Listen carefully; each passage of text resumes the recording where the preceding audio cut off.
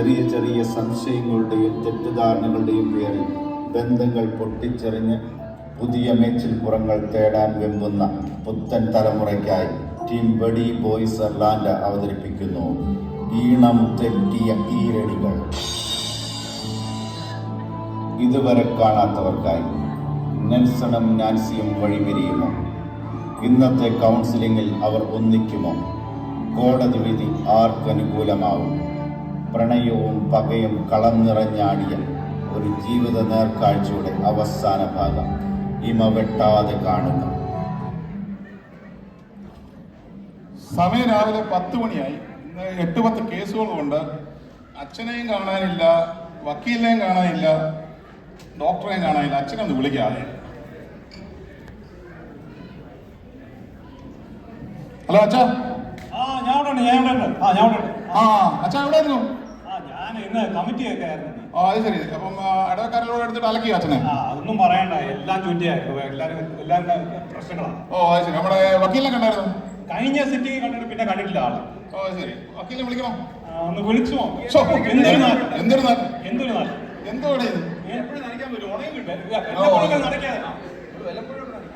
നമ്മുടെ ഡോക്ടറെ കണ്ടായിരുന്നു? ഡോക്ടർ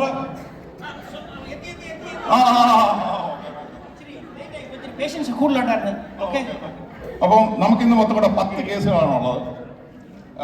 നമുക്ക് ഒരു 2 മണി 3 മണി ആകുമ്പോഴത്തേക്ക് പരിപാടി കഴിയണം. കാരണം വൈകുന്നേരം പെണ്ണുങ്ങളെ ഒരു സിനിമയ്ക്ക് കൊണ്ടുവന്നാണ് പറഞ്ഞിരിക്കുന്നത്.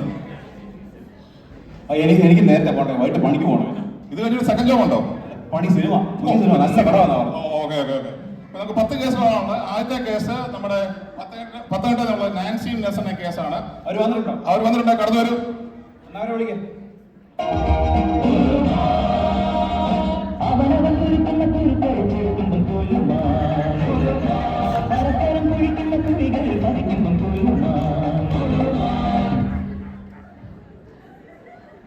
നെൽസൺ, നാൻസി, നിങ്ങളെ ഇതിങ്ങോട്ട് വിളിപ്പിച്ചിരിക്കുന്നതെന്ന് നിങ്ങൾക്ക് അറിയാമല്ലോ.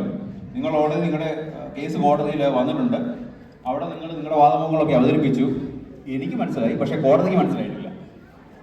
അപ്പം നിങ്ങൾ ഇതിങ്ങോട്ട് വിളിപ്പിച്ചിരിക്കുന്നത് നിങ്ങളുടെ പ്രശ്നങ്ങൾ നമുക്ക് ഇവിടെ എന്തെങ്കിലും പറഞ്ഞ് പരിഹരിക്കാൻ പറ്റുന്ന പ്രശ്നങ്ങളുണ്ടെങ്കിൽ കൗൺസിലിങ്ങിലൂടെയോ എങ്ങനെയെങ്കിലും പറഞ്ഞ് പരിഹരിക്കാൻ പറ്റുമെങ്കിൽ. എനിക്ക് താല്പര്യമില്ല. നിർത്തും.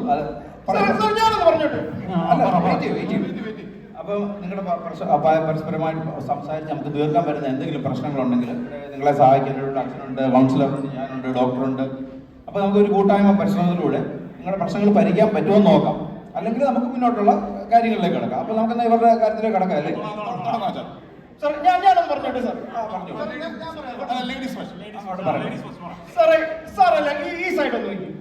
ഈ സൈഡ് കണ്ട അമലപ്പോളിനെ പുള്ളിയില്ലേ? ഈ സൈഡ് നോക്കി കഴിഞ്ഞാൽ നയൻതാര പുള്ളി. പറയാം. സാറേ, ഈ മനുഷ്യന്റെ സൗന്ദര്യം കണ്ടതല്ലേ കിട്ടിയത് അറിയാം? സാറേ സൗന്ദര്യം ഒന്ന് നിങ്ങളൊക്കെ കണ്ടു പരിശോധിക്കണം. എനിക്ക് എവിടെ നിന്ന് നോക്കിയിട്ടും ചാളമില്ല. സാറേ അങ്ങോട്ടൊന്ന് സൂക്ഷിച്ചു നോക്കി. നമ്മൾ സർക്കസ് ചെയ്ത് കൊണ്ടുവന്ന കുരങ്ങിന് താടി വെച്ച പോലല്ലേ സാറേ എനിക്ക് വീട്ടുകാർക്ക് ചെന്ന് ചൂളം അടിച്ചപ്പോൾ ഇറങ്ങി പോകുന്നോളാം. ഇപ്പൊ കുരങ്ങാണ്. നിങ്ങളുടെ ആത്മപ്രശംസൊക്കെ നിർത്തും. കാര്യത്തിലേക്ക് കിടക്കും. എന്താ നിങ്ങളുടെ പ്രശ്നം? ഞാൻ പറയാം സാർ.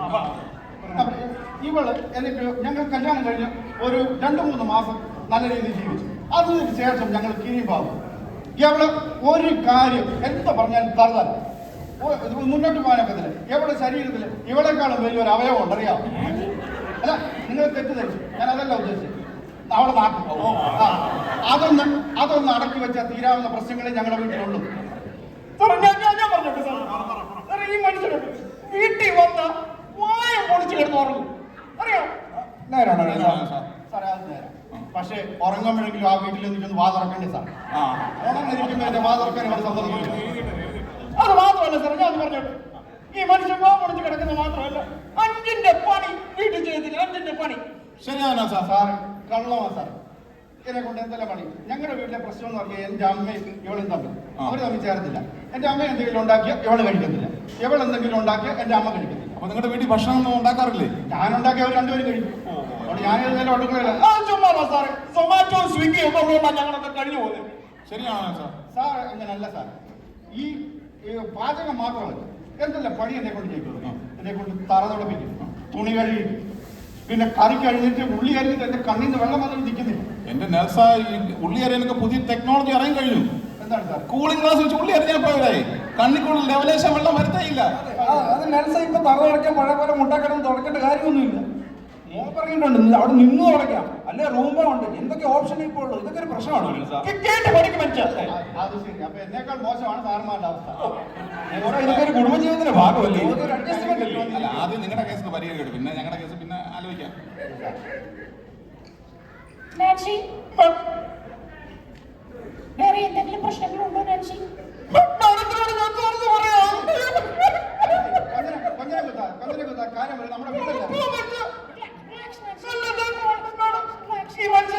വെള്ളം അടിക്കാൻ മാത്രമല്ല നല്ല ദേഹോദരമുണ്ട്. നെൽസ, കള്ളമാ സാറേ. നെൽസൺ ഇത് ശരിയാണോ? ഞാൻ ഒന്നും ചെയ്യാറില്ല സാർ. നെൽസൺ, പുരുഷത്വം പെണ്ണുങ്ങളുടെ മുകളിലല്ല കാണിക്കേണ്ടത്. പെണ്ണുങ്ങൾ വെറും അബലകളാണ്, അവിടെ അബലകളാക്കരുത്. ഞാൻ ഒരു കാര്യം കൂടെ പറഞ്ഞോട്ടെ സാർ. കഴിഞ്ഞ ഓണത്തിന് ഈ മനുഷ്യൻ വീട്ടിൽ വന്ന് വഴക്കുണ്ടാക്കി 2 പല്ലാണ് അടിച്ചു താഴെ. 2 പല്ല.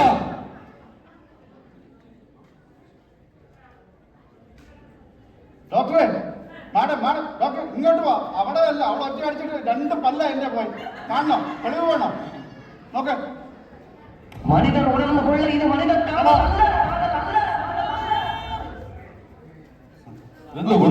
സാറേ, ഇപ്പൊ നിങ്ങൾക്ക് മനസ്സിലായല്ലോ എന്താ പ്രശ്നം. ഈ നമ്മുടെ നാട്ടിലൊരു കുഴപ്പമുണ്ട്. പെണ്ണുങ്ങൾ എന്തെങ്കിലും പറഞ്ഞാൽ എല്ലാവരും ഒന്ന് വിശ്വസിക്കും. ആണുങ്ങളുടെ പ്രശ്നം കേൾക്കാൻ ആരുമില്ല. അതൊരു നാട്ടു നടപ്പല്ലേ നെൽസ? അതൊക്കെ പോടാ. നിങ്ങൾ കല്യാണം കഴിച്ചിട്ട് എത്ര വർഷമായി? 3 വർഷമായി. സാർ 3 വർഷമായി. 3 വർഷം. അപ്പൊ കല്യാണം കഴിച്ചിട്ട് അപ്പത്തൊട്ട് തുടങ്ങിയാണ് ഈ പ്രശ്നങ്ങളെല്ലാം? അല്ല സാർ, അച്ഛാ ഉള്ള കാര്യം പറയുവാണ്. ഞങ്ങൾ കല്യാണം കഴിച്ചപ്പോൾ നല്ല സ്നേഹത്തിലായിരുന്നു. ഞങ്ങള് ഒരുമിച്ച് നടക്കുന്ന കണ്ടു കഴിഞ്ഞാൽ നാട്ടുകാർ പറയുന്നത് പാലും തേനും പോകുന്നു. പക്ഷെ അടി ഉണ്ടായതിനു ശേഷം കീരിയും പാമ്പം പോകുന്നു. അങ്ങനെ ഇപ്പൊ പറയുന്നത്. അതിന് കാരണം എന്താ നെൽസ? സാറേ, ഈ പറഞ്ഞത് ശരിയാണ്. 3 മാസം 4 മാസം ഞങ്ങൾ ശരിയായിട്ട് ജീവിച്ചു. അതിനുശേഷം ഇവിടെ സ്വഭാവം കാരണം ഞങ്ങളാകുന്നു. എപ്പം മുഖത്തോട് മുഖം നോക്കിയാൽ കീരിയും പാമ്പ. 2 വർഷം കഴിഞ്ഞപ്പോൾ ഇവിടെ പിണങ്ങി അവിടെ വീട്ടിൽ പോയി. ശരി. സാർ എനിക്ക് ഇനിയും പറയാം. പറഞ്ഞു സാർ, ഈ മനുഷ്യൻ ഈ പറഞ്ഞ പോലെ പണിയൊന്നും ചെയ്യുന്നില്ല. വീട്ടിൽ വന്ന പിള്ളേരൊക്കെ ഉറങ്ങിക്കഴിഞ്ഞ് കുറ്റി അങ്ങോട്ട് ഇട്ടേച്ച് പിന്നെ കോള.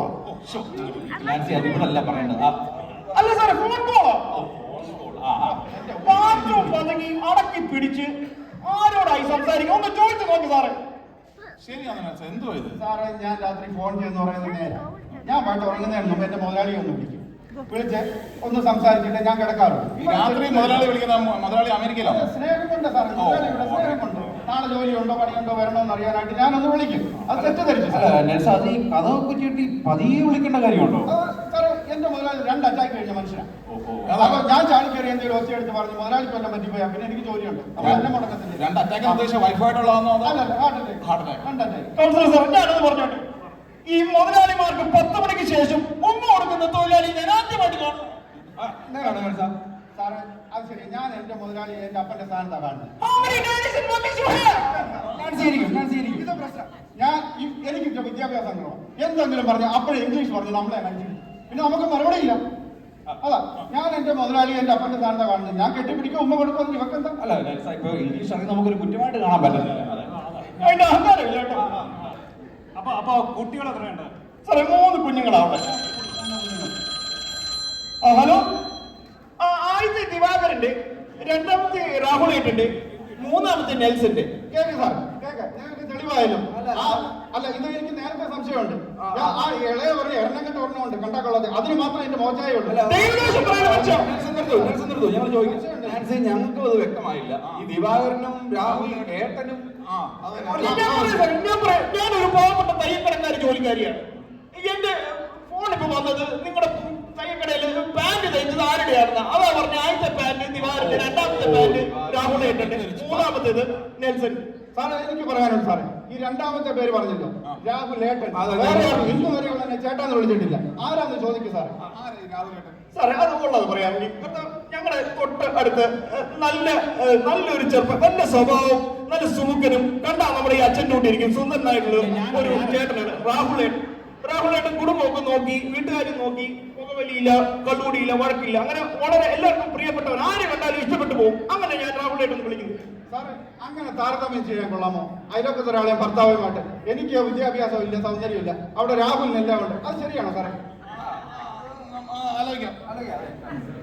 നാൻസി, നിങ്ങളുടെ മാരേജ് അറേഞ്ച് മാരേജ് ആയിരുന്നു, ലവ് മാരേജ് ആയിരുന്നു?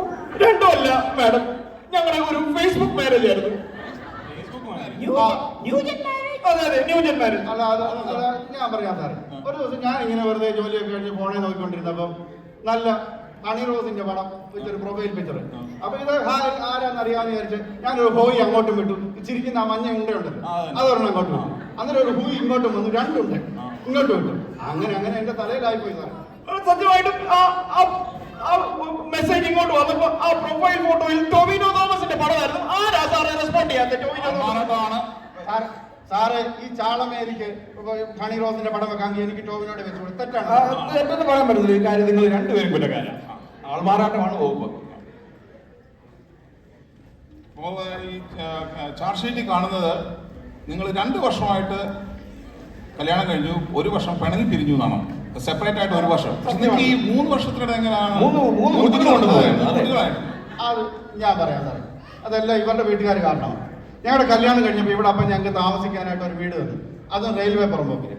ഞങ്ങളൊരു 10-11:30 ആകുമ്പോൾ ഊണ് കഴിഞ്ഞ് ഉറങ്ങാൻ അങ്ങോട്ട് കിടക്കും.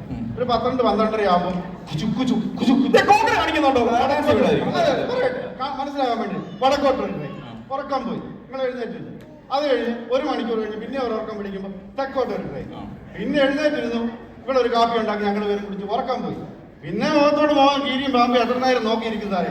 ഓരടിക്കൂലേ, ദേഷ്യം വരൂലേ? പറ്റിപ്പോയി സാറേ, തെറ്റാണ് സാർ. നിങ്ങൾ രണ്ടും അല്ല കുറ്റക്കാർ, ഇന്ത്യൻ റെയിൽവേ ആണ് കുറ്റക്കാര്. അങ്ങനെ പറയാം സാർ. പക്ഷെ ഇവര് 2 വർഷത്തിന് ശേഷം പിരിഞ്ഞാ താമസിക്കുന്നതാണല്ലോ കാണുന്നത്. മൂന്നാമത്തെ കുട്ടിയോ ഒരു ഞാൻ പറയട്ടെ സാറ്, വക്കീൽ സാർ ഓർമ്മയുണ്ടോന്ന് അറിയില്ല, ഞങ്ങൾ ഒരു പ്രാവശ്യം ഒത്തുതീർപ്പിന് വിളിച്ചായിരുന്നു.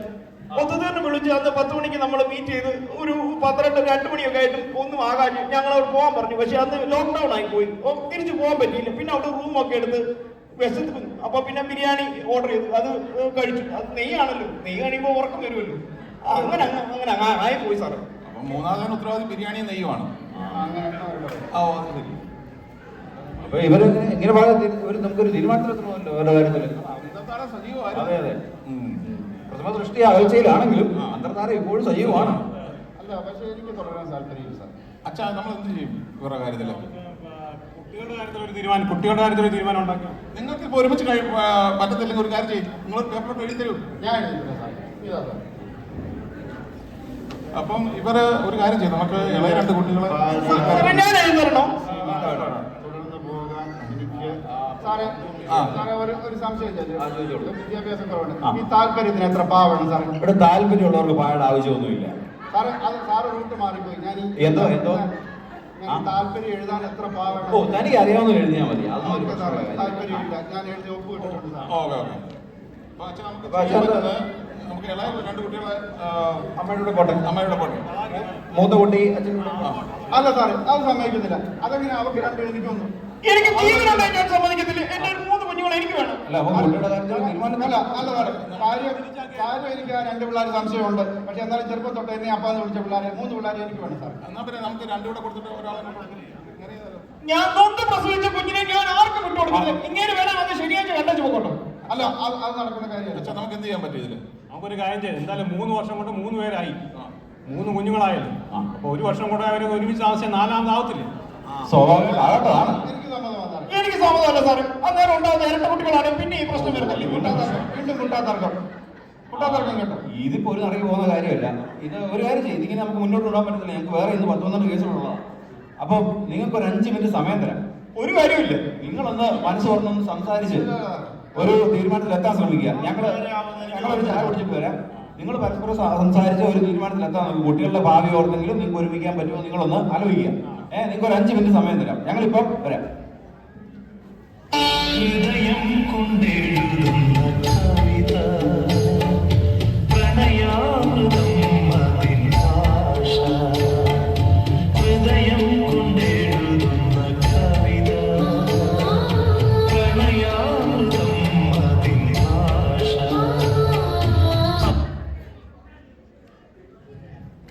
നെൽസൺ, എനിക്ക് നെൽസണിനോട് ഒരു കാര്യം പറയാനുണ്ട്. പറഞ്ഞോളൂ നാൻസി. ഏതായാലും നമ്മൾ തമ്മിൽ ഒത്തുചേരില്ല. തീരുമാനിച്ചു. നെൽസേട്ടൻ വേറൊരു വിവാഹം കഴിക്കണം.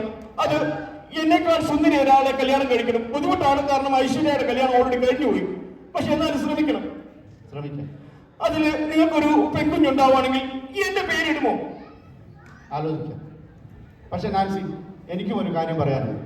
പിരിയാൻ തീരുമാനിച്ചതുകൊണ്ട് നാൻസിയും വേറൊരു കല്യാണം കഴിക്കണം. എന്നേക്കാൾ വിദ്യാഭ്യാസമുള്ള സൗന്ദര്യമുള്ള ഒരാളെ കല്യാണം കഴിക്കണം. ശ്രമിക്കാം. ഭർത്താവ് വീട്ടിലില്ലാത്തപ്പോൾ മിസ് കോൾ അടിക്കണം. പിന്നെ ഒരു കാര്യം കൂടെ, ആദ്യത്തെ കുട്ടി ആൺകുട്ടിയാണെങ്കിൽ എൻ്റെ പേരിടുമോ? ഞാൻ രാഹുലേട്ടൻ നിട്ടോട്ടെ. നാൻസി മതി, ഇവിടെ നിർത്തിക്കോ. ഇനി നമുക്ക് മുന്നോട്ട് പോകാൻ കഴിയില്ല. ഞാൻ എഴുതി കൊടുക്കാൻ പോവാ. എനിക്ക് ഈ ബന്ധത്തിൽ താല്പര്യമില്ല. അയ്യോ നാൻസി, നാൻസി, അയ്യോ, ആരോ വക്കീലേ, ആ ഫോട്ടോ വിളിക്ക്. ഡോക്ടറൊന്ന് ശ്രമിച്ചേ നോക്കിയേ എന്തോ. എന്ത് പറ്റിയത്? ഞാനൊന്നും ചെയ്തില്ല സാറേ. CC ക്യാമറ ഒക്കെ ഉണ്ട്. സാറേ എന്നെ വിശ്വസിക്കണം. ഞങ്ങൾ പിരിയാൻ തീരുമാനിച്ചില്ലേ? ഇത് വകുപ്പ് മാറും. IPC 420, 490, 515 10 വർഷം അകത്ത് പോകും. എന്നെ വിശ്വസിക്കൂ സാർ, ഞാനൊന്നും ചെയ്തിട്ടില്ല. ഡോക്ടർ പറയട്ടെ. സാർ, എന്റെ കുട്ടികളുടെ അമ്മയാണ്, എന്റെ ഭാര്യയാണ്. എനിക്കും വിഷമമുണ്ട്. എന്നാൽ ഇവിടെ എന്ത് സംഭവിച്ചു? ഇവിടെ ഇത്രയും നേരം ഒന്നും എഴുതുന്ന നടന്നു ഉണ്ടായെന്ന് തോന്നുന്നു. അതാ. സാറേ, ഡോക്ടർ പറയട്ടെ. ഡോക്ടർ നാൻസിക്ക് എന്ത് പറ്റി? Nelson, what's going on, Nelson? അറിയില്ല ഡോക്ടർ, പറയൂ, എന്ത് പറ്റി നാൻസിക്ക്? എന്താണ് ഇവിടെ സംഭവിക്കുന്നത്? എനിക്കറിയില്ല. പറയൂ ഡോക്ടർ, നാൻസിക്ക് എന്താണ് പറ്റിയത്? Congratulations. എന്തിന്? You're going to be a father again, man. ശരിക്കും? You're going to be അച്ഛനാവാൻ പോകുന്നത്. അയ്യോ, ശരിക്കും? എവിടെ നാൻസി? എവിടെ അപ്പൊ ആദ്യകാലം ഇപ്പോൾ സജീവമാണ്. നാൻസി? ഇതെങ്ങനെ സംഭവിച്ചു സാർ? സാറേ, ഇതല്ല ഈ അച്ഛൻ. എനിക്ക് ഈ കാര്യം ആരും തോന്നില്ല. അല്ല നിങ്ങളുടെ അച്ഛനെ തെറ്റായിരിക്കും. ഞാൻ അങ്ങനെയല്ല ഉദ്ദേശിച്ചത്. ഈ അച്ഛൻ ഞങ്ങളെ ഒരു ധ്യാനത്തിന് വിളിച്ചു കോട്ടയത്ത്. പിന്നെ അറിയാമല്ലോ നിങ്ങൾക്ക്, അച്ഛന്റെ പ്രസംഗം എന്ന് പറഞ്ഞാൽ നീണ്ട പ്രസംഗമാണ്.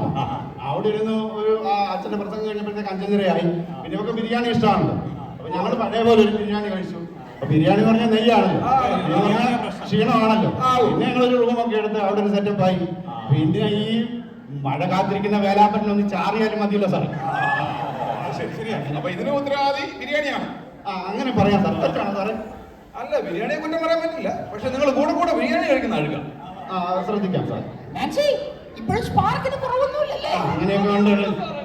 അതേ ഇവിടെ സമ്മതിക്കും സാർ. എന്നാലും ഒരു കാര്യം ചെയ്യും. ഇപ്പൊ 4 കുഞ്ഞുങ്ങളായി. ഇപ്പൊ 4 കുഞ്ഞുങ്ങളായാണ്. നിങ്ങൾക്ക് ഒന്നും കൂടെ ഒരുമിച്ചൊന്ന് ജീവിക്കാൻ ശ്രമിച്ചൂടെ? ശ്രമിക്കാം. നാൻസി ഒരു കാര്യം ഓർക്കേണ്ടത്, നാൻസി ഒരു കുടുംബത്തിന്റെ വിളക്കാണ്. ഈ കുടുംബത്തിന്റെ വിളക്കാണ് നാൻസി. അതുകൊണ്ട് നാൻസി സ്നേഹിച്ചും ക്ഷമിച്ചും ജീവിക്കാൻ ശ്രമിക്കുക. അതുപോലെ നെൽസനും നാൻസിയെ സ്നേഹിച്ചും ക്ഷമിച്ചും ജീവിക്കാൻ ശ്രമിക്കുക. ഒരു കുടുംബമായിട്ട് മുന്നോട്ട് പോകാൻ ശ്രമിക്കുക. ദൈവത്തെ കൂട്ടിപ്പിടിച്ചുകൊണ്ട് മുന്നോട്ട് പോവുക. അപ്പം ഒന്ന് ശ്രമിച്ചുകൂടെ? 4 പേരായി. തീർച്ചയായിട്ടും. ഇതൊക്കെ പറഞ്ഞാൽ നമ്മുടെ രാഹുലേട്ട് എത്ര പിള്ളേരുണ്ട് സാർ? അവളോട് ചോദിക്കും. 2 പേരാണ്. നമ്മുടെ നെൽസൺ ഇപ്പൊ 4 ആയി. സാറേ, അതാ ഞാൻ പറഞ്ഞത്. ഇവളെപ്പോഴും പറയും രാഹുൽ അമിടുക്കണെന്ന്. രാഹുൽ 2 പിള്ളേര്, എനിക്കിതും കൂട്ടി 4.